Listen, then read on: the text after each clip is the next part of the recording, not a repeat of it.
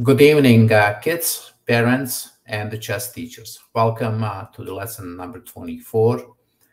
And in this lesson, we are going to study the game between Magnus Carlsen versus Mike Adams in 2007.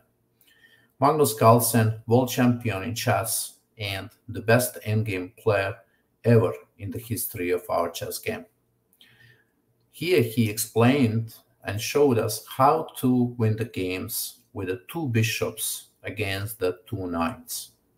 So what we have in this position is open game where the bishops are stronger than the knights. So Magnus played to b6, capture the pawn, and after knight c4 he played check, and then he played bishop to f1. I analyzed a little bit the game. The stockfish recommends the move b3, and it is going to be something similar that happened in the game, right? The white would end up with a pawn up, so something like this where white has a pawn up, right? And that's pretty much what happened in the game. Now knight b2, check, king d8, and now bishop b6. So Magnus goes for this pawn on a5. Look at this move, king h2, right? He's not in rush. He wants to protect his own pawn on h3. Now, what is very important to know about the knights, they have a problem with the a pawn or h pawn, right? So this is a very difficult pawn for a knight to stop, right? And you'll see that from the game. Now king d6, bishop d2. Pay a little bit attention to the bishops. Look how they are controlling very nicely the board. On the other side, the knights have a problem. Look at the knight on b2. Hardly can get into the game. King c5, king g3, and here check. King b4, right? So black needs to keep an eye on this pawn all the time. Check again, and this move, now knight c4. Okay, this is a very important moment of the game, right? Magnus decides to trade this bishop for a knight, right? Now, of course, it's easy to understand that here in this position because knight b5 is coming, but those transitions are very important in the endgames, right? When you go from one endgame into another, and here we're going from two bishop endgame into the endgame where you have a bishop against the knight with the pawn up, right? Especially that pawn that is very unpleasant against the knight, and bishop d2. And look, Magnus won this game.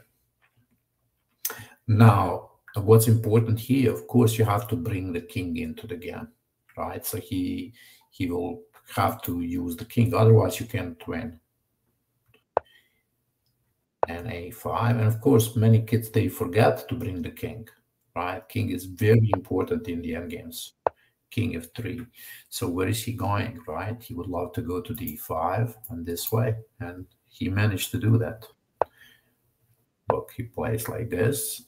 So no rush. You know, that's important. In the end games, you have to learn and not to rush, right? Just sometimes you see a move like this, and you know, the threat was also g5 here, right? So if you take, you would take on g7 and then f6 and f7, right? That's one of the ideas. h6, king e3, king c4. Black is still active. Look, black is blocking this pawn, right? But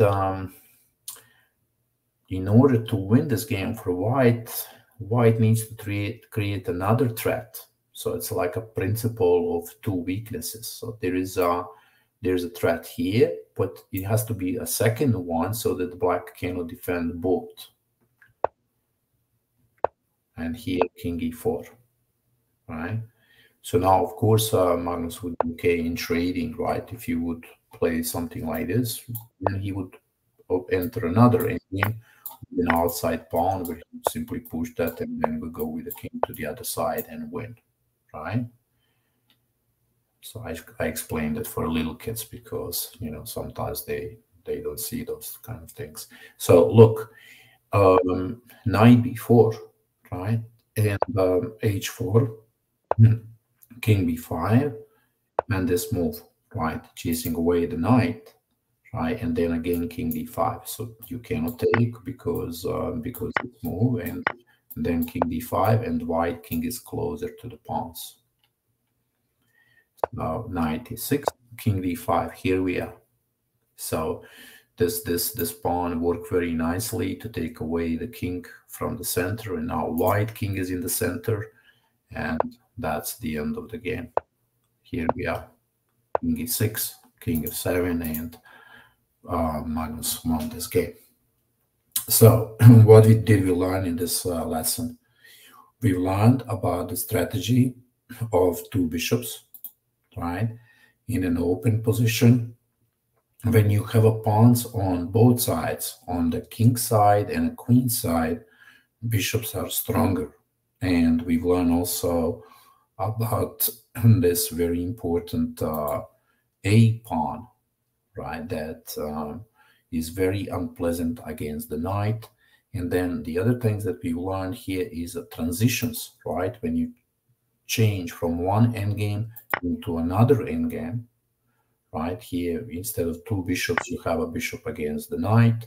And even later, we saw some of the transitions, right? When we could capture even this knight and trade.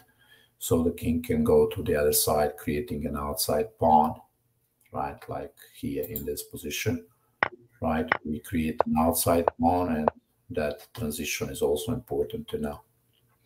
Okay, kids, I hope you enjoyed this lesson, and it is such a pleasure to watch the games of the world champion. I'll find more endgames that Magnus Carlsen played.